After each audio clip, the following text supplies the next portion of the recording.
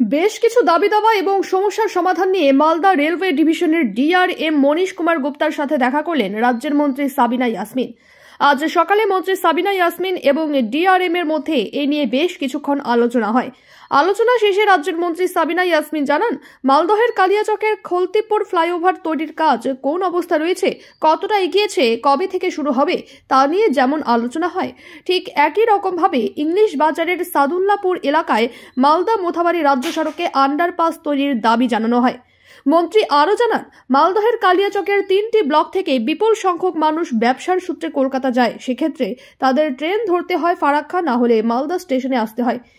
তাই ব্যবসায়ীদের কথা মাথায় রেখে খালতিপুরে রাত 9টা থেকে 11টার মধ্যে কলকাতাগামী ট্রেনের স্টপেজের দাবি জানানো হয়। আজকে আমি ডিআরএমের সঙ্গে অফিসিয়ালি টাইম চেয়েছিলাম। মালদা জেলার বিভিন্ন রেলকে কেন্দ্র করে যেগুলো আমাদের সমস্যা হয়, সবথেকে বড় সমস্যা হচ্ছে যে আমাদের খালতিপুর ফ্লাইওভার যে হওয়ার কথা ছিল সেটার স্ট্যাটাস জানার জন্য এবং সেটা ডিমান্ড করার জন্য যে ইমিডিয়েট সেই খালতিপুরে ফ্লাইওভারের যে কাজ সেটা যেন অতি সত্ত্বর শুরু করা হয় এবং পজিশন কী আছে সেটা নিয়ে আলোচনা। এবং দ্বিতীয় হচ্ছে যে সদুল্লাপুরে বিভিন্ন জায়গায় আন্ডারপাস হয়েছে, কিন্তু সদুল্লাপুরে এখনও আন্ডারপাস হয়নি। তো সেটাও আমি ডিমান্ড করেছি এবং কালকে পজিটিভ আলোচনা হয়েছে। কালকেই ওনারা সেটাকে ভিজিট করতে যাবে সদুল্লাপুরে। আশা করছি যে কোনো অসুবিধা না হলে সেটা হয়তো আগামী দিনে হবে। এবং 2-3টে ইস্যু যেটা আমি তুলে ধরেছি, যে বিশেষ করে কালিয়াচকে ব্যবসায়ী অনেক স্ট্রং। এখানকার প্রচুর ব্যবসায়ী তারা সারাদিন কাজ করার পর রাত্রিবেলা ট্রেন ধরে কলকাতা যায়।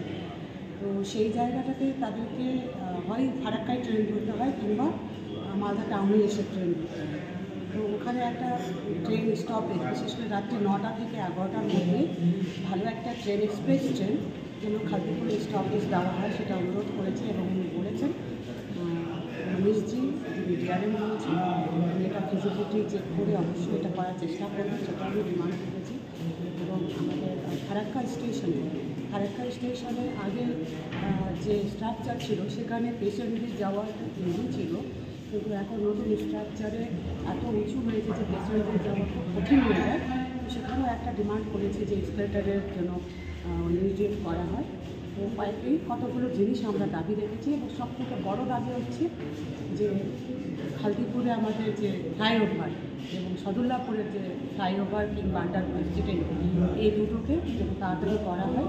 এবং ওনারা কথা দিয়েছেন যে আমরা খালতিপুরের ফ্লাইওভারের ইমিডিয়েট প্রসেস করছি এবং আগামী দিনে যত তাড়াতাড়ি সম্ভব এটা আমরা করবো। যদি কোনো সমস্যা হয় ওনারা জানাতে চেয়েছেন এবং আমাদের সহযোগিতার হাত সর্বত্রই থাকবে।